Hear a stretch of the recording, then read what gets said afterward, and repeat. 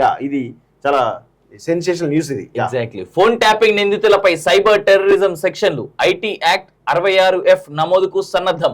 నాంపల్లి కోర్టులో మెమో దాఖలు చేసిన పంజాగుట్ట పోలీసులు. నేరం రుజువైతే జీవిత ఖైదు. ట్యాపింగ్ పై ఇజ్రాయెల్లో ప్రణీత్ రావుకు ట్రైనింగ్. ఒకసారి చూద్దాం క్లియర్ గా 9వ పేజీ. కానీ యాడ్లు వచ్చినట్టున్నాయి. 9 అంటే 11 పేజీలో 12 పేజీ ఆగా దీంట్లోనే ఉంటది. ఇగో ఇదే. యా ఫోన్ ట్యాపింగ్ నిందితులపై సైబర్ టెర్రరిజం సెక్షన్లు అంటూ చూస్తున్నాం కదా. తెలంగాణ రాజకీయాల్లో తీవ్ర సంచలనం రేపిన ఫోన్ ట్యాపింగ్ కేసులో మరో కీలక మలుపు చోటు చేసుకుంది. ఈ కేసులో నిందితులుగా ఉన్న రాధాకిషన్ రావు, ప్రణీత్ రావు, భుజంగరావు, తిరుపతన్నపై సైబర్ టెర్రరిజం సెక్షన్లు నమోదు చేసేందుకు పోలీసులు సిద్ధమయ్యారు. దేశ భద్రతకు సాఫ్ట్వేర్ ద్వారా ముప్పు వాటిల్లేలా చేస్తే వారిపై ఐటీ యాక్ట్ 66F కింద సైబర్ టెర్రరిజం కేసులు ప్రయోగిస్తారు.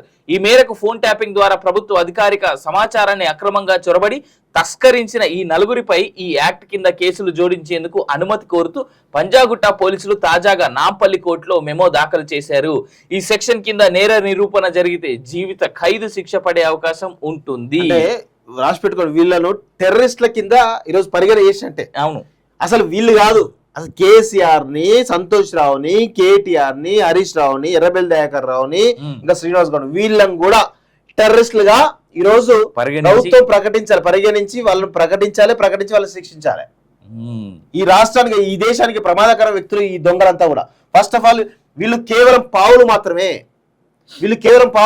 మాత్రమే. ప్రధాన సూత్రధారులు ఎవరైతున్నారో ప్రభాకర్ రావు నుంచి మొదలు పెట్టుకుంటే కేసీఆర్ గాని, హరీష్ రావు వీళ్ళని కదా పాప, వీళ్ళంతా అమాయకులు. వాళ్ళు ఏంటంటే కేసీఆర్ ఎట్లా చెప్తే అట్లా ఆడిరు. జస్ట్ ఎంప్లాయీస్ ఎవరు వాళ్ళను ఈరోజు ఖచ్చితంగా పెద్ద ఎత్తున శిక్షించాల్సినట్టు అవసరం ఉంది. అవి జరగకుండా కేవలం వీళ్ళ పని చేస్తున్నారంటే ఇది కేవలం కక్షపూరితమైనటువంటి చర్యలుగానే తీసుకోవాల్సి ఉంటుంది తప్ప వేరే ఏది ఉండదని కూడా ఈరోజు కాలేజ్ చూసి చాలా స్పష్టంగా ఈ రాష్ట్ర ప్రభుత్వానికి వార్నింగ్ చేస్తా ఉన్నది వాస్తవంగా చెప్పాలంటే.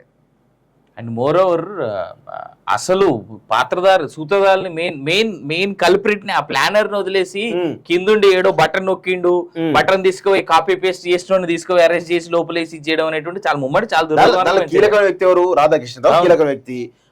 ఎవరు ఇంకా ప్రభాకర్ రావు కీలక వ్యక్తి. వీళ్ళిద్దరితో పాటు సరే ప్రణీత్ రావు వీళ్ళందరూ ఉన్నారు వాస్తవంగా. కానీ అసలైనటువంటి నిందితులు, వాళ్ళ పైన ఉన్నటువంటి సూత్రధారులు అసలు వాళ్ళని పట్టుకోకుండా ఈరోజు ఇలా చేయడం అనేది నిజంగా కూడా ఇది చాలా బాధాకరమైన విషయం వాస్తవంగా. మేమైతే దీన్ని యాక్సెప్ట్ చేయం. అసలు నిందితులపైన చేయాలి వాస్తవంగా.